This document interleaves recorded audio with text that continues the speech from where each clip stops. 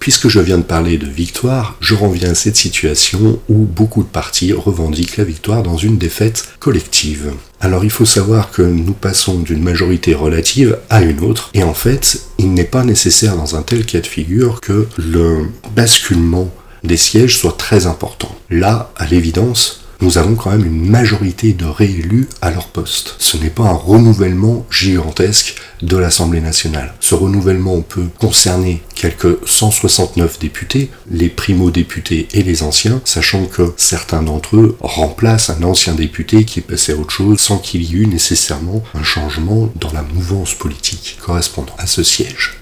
Malgré tout, les changements ne peuvent venir que de ces primo-députés ou des anciens, et si l'on considère leur profil par étiquette, à l'évidence, les changements viennent quand même plutôt de la gauche, ensuite de l'extrême droite, et enfin le bloc central, un petit peu le parti présidentiel, différents alliés antérieurs ou potentiels, prennent en quelque sorte les restes. Il faut donc revenir dans le scénario d'une gauche qui aurait gagné l'élection. Après une clameur de soulagement, elle s'agite beaucoup pour obtenir quelques colifichets républicains. D'abord, est-ce que cette gauche a été bel et bien conquérante dès le premier tour? Alors, au regard des législatives, des progrès sont particulièrement sensibles, notamment dans l'Ariège, qui vote à gauche depuis très longtemps. C'est véritablement le bastion de gauche incontournable. Peut-être, en l'occurrence, ce surcroît de participation à gauche est le résultat d'une communication axée sur la gauche historique des années 30. Ça pourrait être vérifié auprès des populations locales.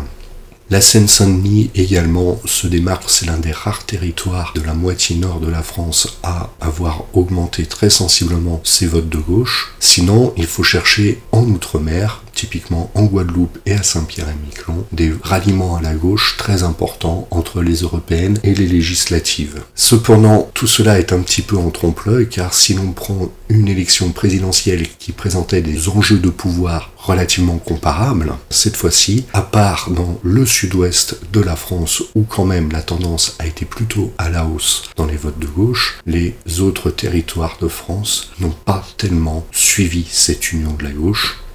Nous pouvons quand même relever les isolats de Mayenne, qui est pourtant assez droitière, ou encore de Paris, et la situation assez catastrophique dans l'outre-mer.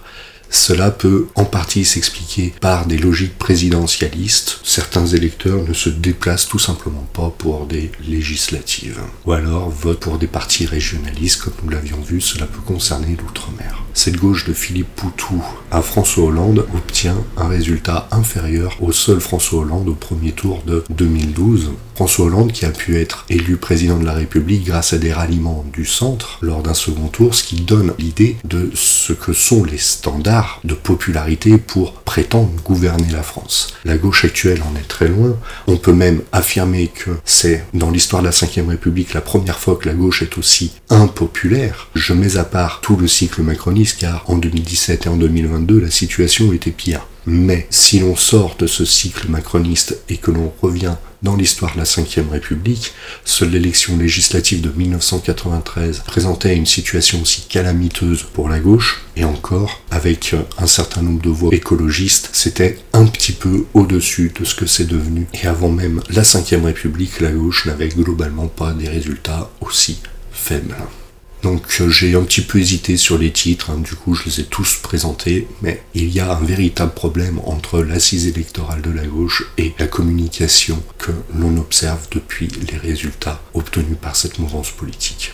L'autre scénario, ce serait des progrès irrésistibles du RN. Alors cette fois-ci, en carte, bien évidemment, si on passe des européennes aux législatives, la participation a été sensiblement supérieure, même si les extrêmes droites constituaient la mouvance avec les réserves électorales les moins importantes en apparence, il y a eu une mobilisation supplémentaire, exception faite de Wallis et Futuna, et on peut s'interroger également sur la situation spécifique de la Marne. Quant à la Corse, s'agit-il d'une sorte de national-régionalisme? On n'en sait rien. Pour la Haute-Loire, la candidature de Laurent Wauquiez a pu provoquer un certain siphonnage de voix d'extrême droite. La volonté d'alternance et les progrès de l'extrême droite sont cette fois-ci nettement critiquables au regard des scores obtenus au présidentiel. Cette carte oppose globalement une France du Nord où les pertes sont assez importantes et une France du Sud où des progrès s'observent, même si nous pouvons observer des exceptions de part et d'autre. Par exemple, l'Ille-et-Vilaine ou encore la Loire-Atlantique ont connu des gains lepénistes, même par rapport au présidentiel, et dans le sud, typiquement la Corse a connu des pertes importantes, mais aussi d'autres départements comme le Cantal, une fois encore la Haute-Loire.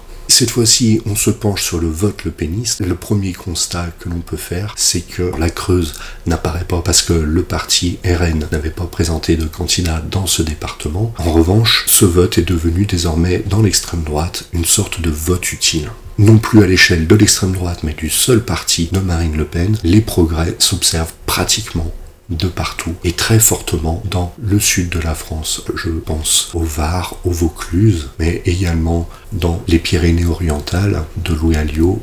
Dans le nord, les progrès sont observables, mais de manière un petit peu plus limitée. Il y a toutefois, entre les deux, de nombreuses zones de fragilité qui se confirment, donc le long du Rhône en fait, et de la Loire. Nous avons bien observé un vote utile lepéniste qui passait des européennes aux législatives, mais cette fois-ci, on peut voir que, à l'échelle de l'électorat rassemblé par Marine Le Pen au premier tour des présidentielles 2022, le vote utile lepéniste se confirme, et même plus fortement, typiquement, une fois encore, pour le Var et un certain nombre de territoires du Sud, tout en étant représentés dans le nord de la France, mais à des taux globalement plus faibles.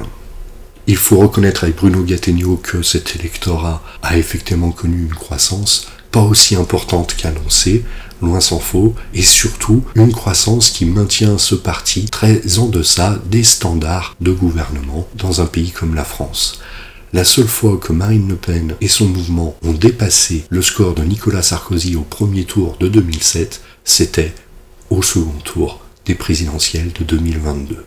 Autant dire que malgré des progrès constatés sur 2 ans, finalement, une période assez courte, eh bien ce que l'on a parfois appelé le plafond de verre est encore d'actualité à bien des égards pour ce parti.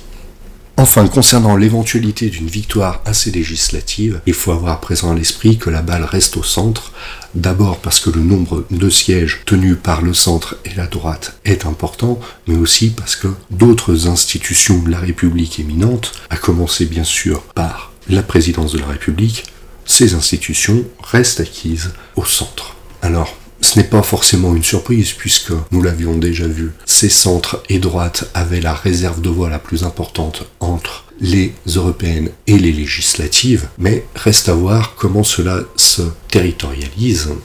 Des européennes aux législatives, globalement, les gains sont presque uniformes dans le territoire national si l'on considère le seul parti macroniste qui aurait eu vocation à répondre à l'appel présidentiel.